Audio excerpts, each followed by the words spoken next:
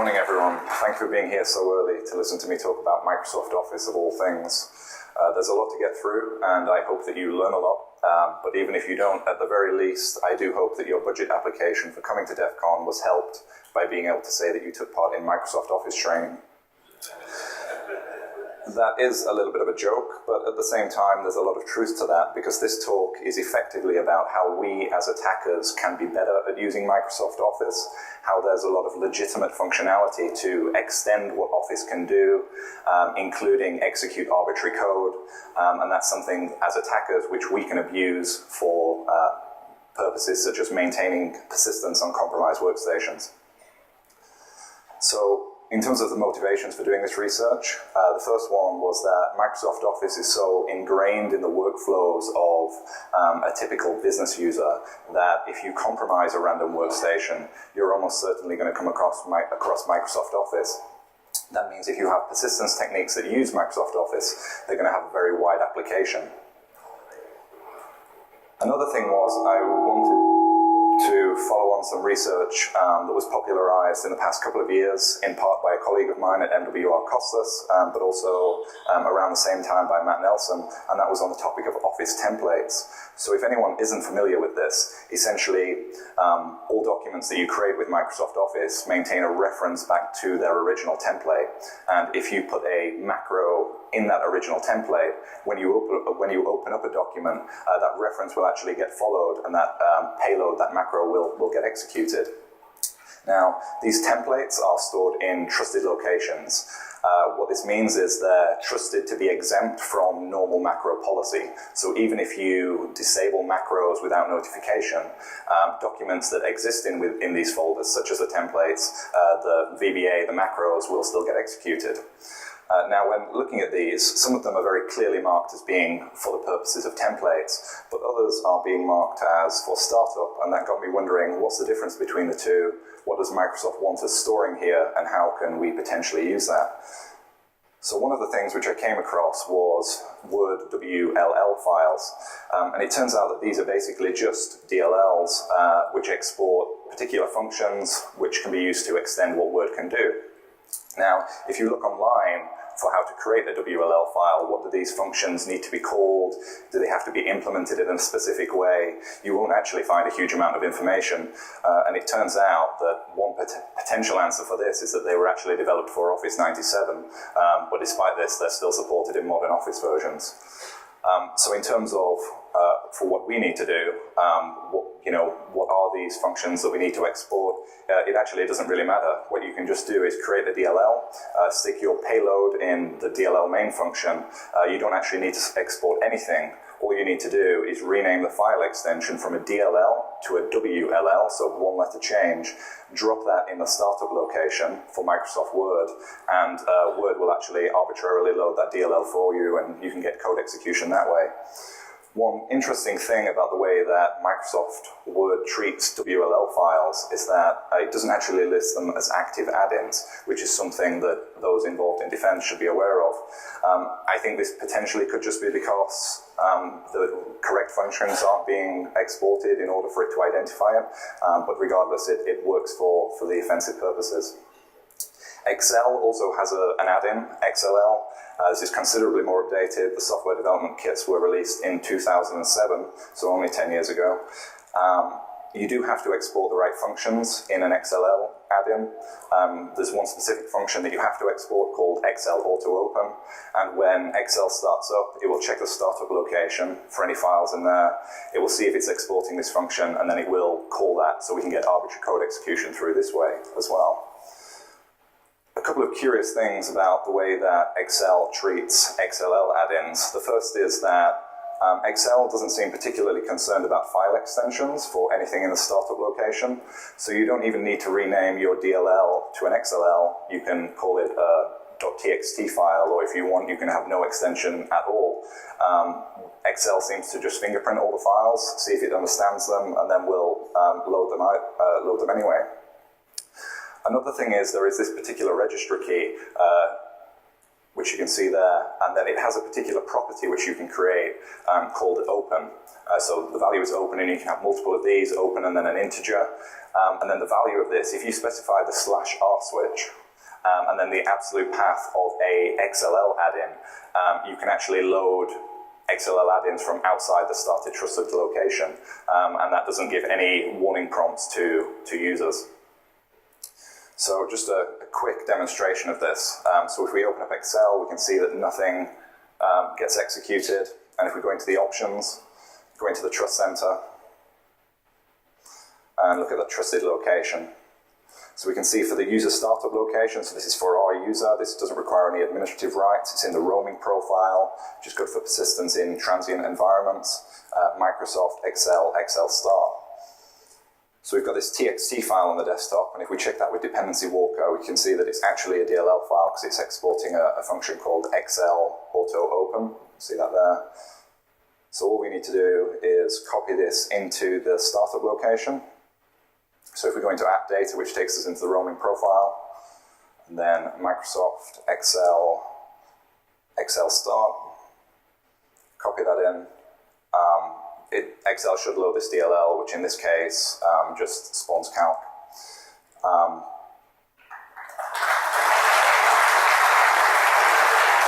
So if we delete that file now, so it shouldn't execute because it's not there. So just to show the registry variant and that there's no sort of security warnings for that, there's this .reg file which creates the property that we just saw before, the open property /r, and then the absolute path to an XLL file on the desktop.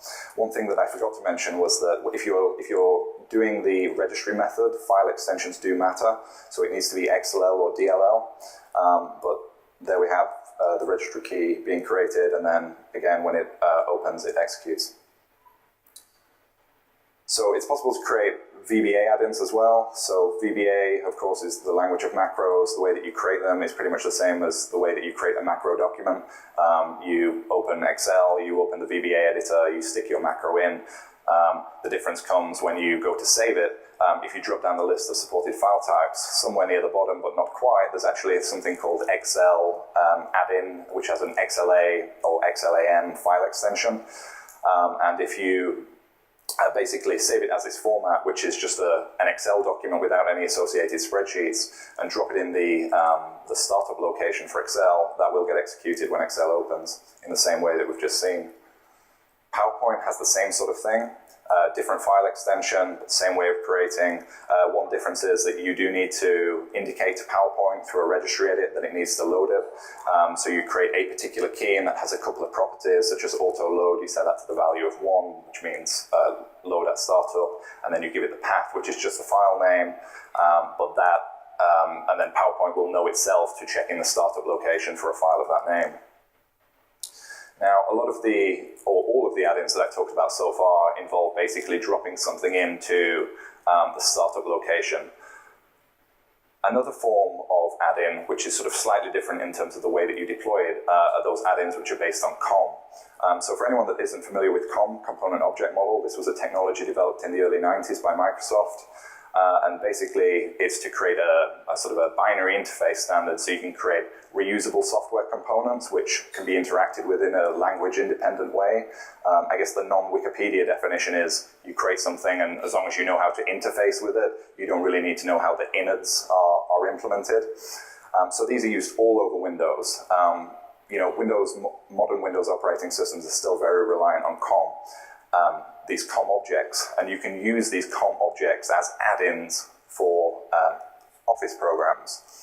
In order to do that, you have to implement a particular software interface called the IDT Extensibility 2 interface, and basically that involves implementing a series of 5 methods which basically act as event handlers. So one of these, for example, would be onConnection, which executes code when the COM object is loaded as an add-in into the Office application. Which is very useful, but you could do more interesting things if you wanted to. So for example, because COM add-ins, you can basically create them so they're portable between all Office products. You could have one for Outlook, for example, which only executes code when an email is received with a particular string in the body. In terms of the way that we actually go about registering and using these add-ins, once we've created them, it becomes sort of a little bit problematic and sort of a little bit mysterious, and I felt that it was best to explain through an example. So for anyone that's done COM programming before, you'll note that you sort of register them normally using tools such as regasm, which requires administrative rights. Basically, the reason for that is because these tools write directly to the place in HKey class's root in the registry where COM registration information lives.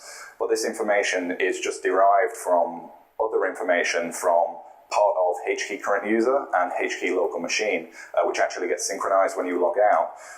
And one of those hives, HKey current users, we obviously have write access to. So if we manually register COM objects, we don't need administrative rights. So just to show you a very sort of simplistic example at a very stratospheric level, if you look up at the top here, this is sort of creating a key called inconspicuous comaddin.connect, and that has a subkey CLS ID with a default value of a GUID. And that GUID has its own key in the green section with various bits of information associated with it. And you know, it's not important really to understand what all of them are for our understanding, but this line here is particularly important, code base. So that points to the file on disk, which is actually implementing this COM object. So we've got a name that's associated with a GUID, and that GUID is somehow mapped to the file on disk that implements it. So then we can basically go down to the bottom bit, which is the application-specific registration. So telling the application to use that COM object, where we can basically just say, use this friendly name, and then Windows does the mapping back to the actual COM object on disk. So this way we can, using COM objects, we can create cross-application add-ins, which are very portable and don't require administrative rights. Another form of add-in based on COM is for the VBA editor. So these are add-ins which don't execute when you open a document, but they execute when you open the VBA editor. So whenever somebody comes to look at the VBA code itself, at the macros, or edit them, that's when it gets executed. So it gets executed when the VBA editor loads. Doesn't really have a huge application, but it's perhaps one of my favorites. The way that you register these is basically the same as what I've just discussed. You register it with Windows, like the first two boxes, and then it's only the application-specific bit at the end which is different. So in this case, creating a key which has the sort of the name of the COM object, and then it's got various properties associated with it, such as load behavior, which means load it when the VB editor starts up. Another form of add-in is now sort of specific to Microsoft Excel, is called the automation add-ins. So if you open up Excel now and you look at the support list of supported add-ins, you'll see that it distinguishes between COM add-ins and automation add-ins. But really, automation add-ins are also based on COM. The difference is that they don't implement the IDT Extensibility 2 interface. I should have mentioned as well that the VBE add-in also implements the IDT Extensibility 2 interface, so the COM add-ins and the VBE add-ins are kind of more or less the same thing, whereas this, automation add-ins for Excel, are slightly different because you don't need to implement that interface.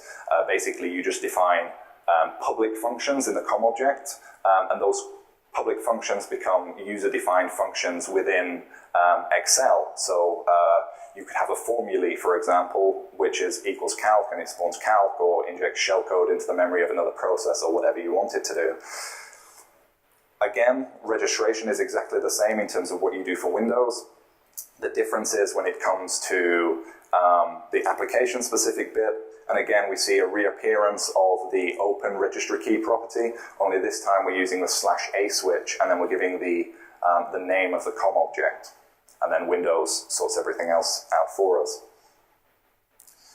So a lot of the stuff that I've talked about so far is using technologies that have been around for a while. What is Microsoft pushing at the moment in terms of add-ins? One of them is Visual Studio Tools for Office.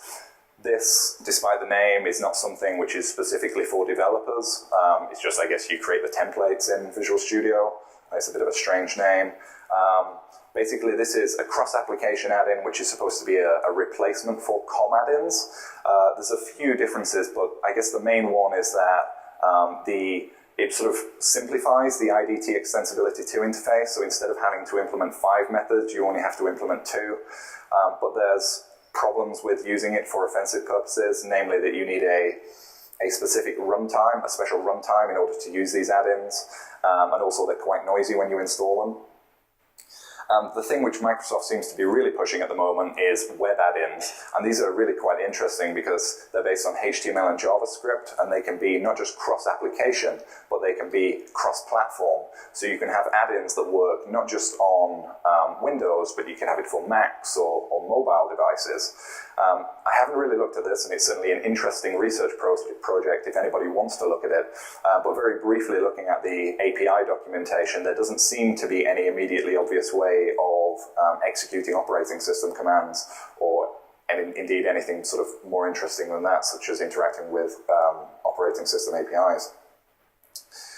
In terms of defending against these add-ins, it's very easy for COM, automation, and VSTO. You can disable add-ins, and that will stop attackers from using them, but of course, in many cases, that will also stop legitimate organizations that need to use them from using them. So in this case, you can actually require that add-ins be signed by a trusted publisher. However, if you do this, I highly recommend that you also click the box which says disable notification for unsigned add-ins, because if you just require that add-ins be signed, users can still actually click through that and load the add-ins. So it's basically you need to click these two sort of options at the top.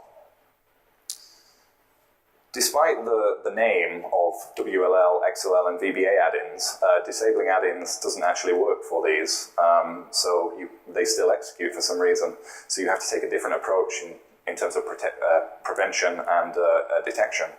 So the first recommendation that I would make is to remove the trusted locations if you're not using them, or at least relocate the trusted locations to an area where administrators only have access, so you're maintaining administrative control over that area and low privilege users can't write into it. But also improving detective capability, so monitoring the trusted locations for changes. So that is looking at what existing files are in there, have these files been modified, what new files are being put in there. Remember, with the case of Excel, it doesn't matter what extensions that you're using, so don't just simply look for particular extensions. Really, it's any files that are in those folders.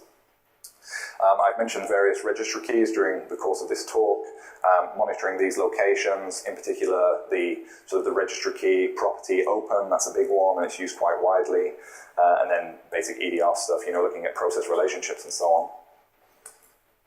In conclusion, so this talk was about looking at the attack surface of Microsoft Office, how there's many legitimate means of extending its functionality and executing arbitrary code, which we can abuse for the purposes of persistence. And pretty much all of the techniques that I've talked about today don't require administrative rights, which is, of course, sort of the key situation for persistence techniques.